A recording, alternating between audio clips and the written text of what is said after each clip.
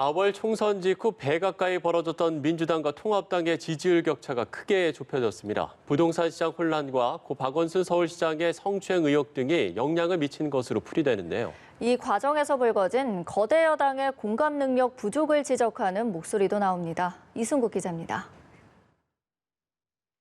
한 여론조사 기관이 지난 3일부터 5일까지 집계한 더불어민주당과 미래통합당의 지지도 격차는 불과 0.8%포인트. 하루 단위 결과는 이미 통합당이 역전한 것으로 나타나기도 했습니다.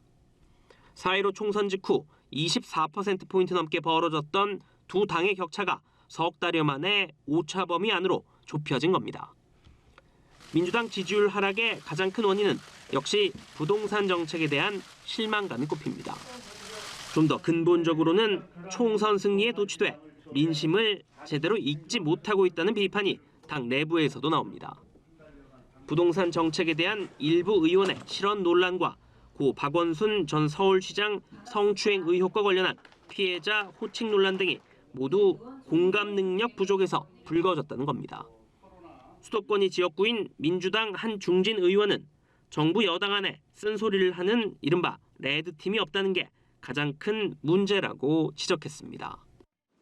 김종인 비상대책위원회 체제 출범 뒤 꾸준히 지지율 상승 추세인 통합당은 표정 관리에 나선 모습입니다.